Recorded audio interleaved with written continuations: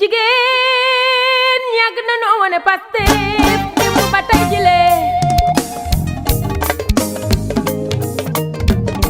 Monsieur Diagne, vous le savez, est un acteur. Il a eu à nous tracer le chemin des martyrs de l'UCAD et en proposant des solutions. Il s'est battu. Il fait partie de ceux grâce à qui aujourd'hui l'accès universel des étudiants au service des offres sociales du COUD est facilité. Aujourd'hui, nous avons un conférencier, actuellement un des produits durs de l'université, car c'est l'université qui l'a formé, c'est l'université qui l'a façonné. Il veut partager les mêmes expériences au même titre que nous, avec nous. Actuellement, il faut suivre, il faut accepter de suivre et écoutons attentivement ses conseils. Ça peut nous apporter.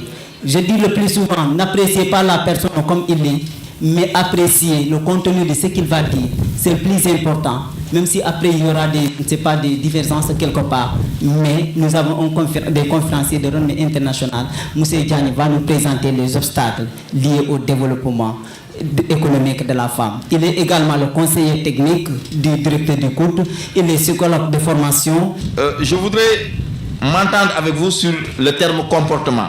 Le comportement, c'est l'objet de la psychologie, manière d'être, de penser, d'agir face à différentes situations. Quant à l'émancipation, c'est l'action de s'affranchir d'un lien, d'une entrave, d'un état de dépendance, d'une domination, d'un préjugé. Concernant l'économie, là je passe en laissant le soin aux économistes, notamment à mon camarade et ami Théo Lam, de vous donner la définition et en vous demandant de considérer la perception que nous avons de ce terme. Quels sont maintenant les comportements bloquants pour l'émancipation de la femme sénégalaise? Comme comportement, il faut retenir les gaspillages dans les cérémonies familiales, notamment au niveau des baptêmes et de ses accessoires. Nous tous, nous savons que les Sénégalaises font beaucoup d'efforts pour capitaliser, économiser beaucoup d'argent avant de les gaspiller au cours d'une simple cérémonie de baptême ou de mariage. Et même les décès ne sont pas épargnés. Nous avons vu que même pendant les décès, il y a des gens de gaspillage auxquels s'adonne la femme. Et là aussi, c'est des comportements qui sont déplorables. Il y a aussi le pèlerinage à la Mecque. Quand il y a une femme qui doit partir à la Mecque, vous avez vu qu'au moment du départ, il y a des représentations sociales qui font que la femme doit faire du yobel, la femme aussi doit organiser ce qu'on appelle du gungé. Et pendant son départ, il y a eu des festivités, il y a eu beaucoup de dépenses, beaucoup de gaspillage. Et à son retour, il y a encore ce qu'on appelle, ce que vous connaissez, le ganalé. Et pendant ces moments, la femme dépense beaucoup d'argent, gaspille beaucoup d'argent qu'elle aurait pu économiser. Et cela tout simplement parce que dans les représentations sociales, le fait de partir à la Mecque a plus un enjeu social que religieux.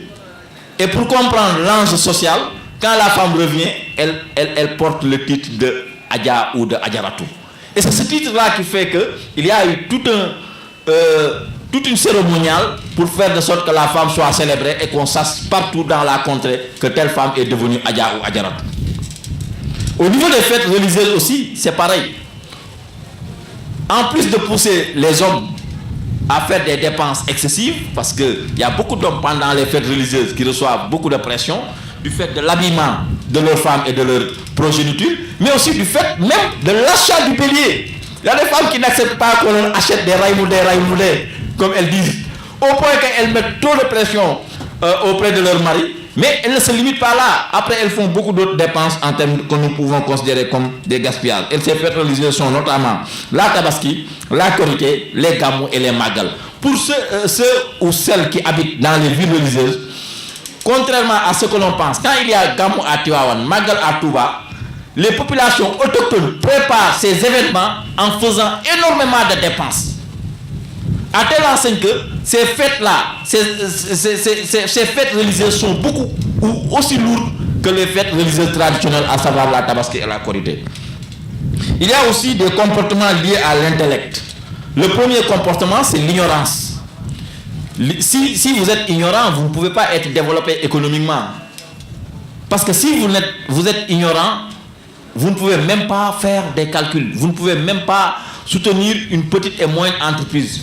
Vous ne pouvez même pas avoir une participation honorable dans les structures sociales de base ou communautaires. Et à côté de l'ignorance, il y a l'analphabétisme qui ne vous permet pas d'avoir la possibilité de faire de petits calculs. Et si vous ne pouvez pas faire de petits calculs, vous pouvez être abusé et vous ne pouvez pas être développé économiquement. Enfin, il y a ce qu'on appelle les pesanteurs sociales et culturelles. Et ces pesanteurs-là font de sorte que les femmes ont des difficultés d'accès au pouvoir. Si nous prenons le cas des partis politiques, dans la société sénégalaise, l'homme a beaucoup plus de liberté. Je donne un exemple qui vous concerne directement. Je suis à l'université depuis les années 90, vers 95-96, quand j'ai eu mon bac. Mais je n'ai jamais vu une structure d'étudiants où les femmes sont des responsables. Je n'ai jamais eu la possibilité de voir une étudiante parler en assemblée générale. Je n'ai jamais vu une composition d'une structure centrale où il y a les femmes qui sont représentées. Et ça, l'explication, c'est que les hommes ont beaucoup plus de liberté d'aller militer dans des histoires d'amicales, dans des histoires d'associations, d'être dans des réunions jusqu'à des heures tardives. Ça, les filles n'ont pas cette possibilité. Et ça, c'est à cause des pesanteurs culturelles et sociales. À tel enseigne que si on voit une Ramatoulaye Bari qui s'adonne à cette pratique, les filles elles-mêmes allaient avoir une perception tout à fait négative ou péjorative à son endroit.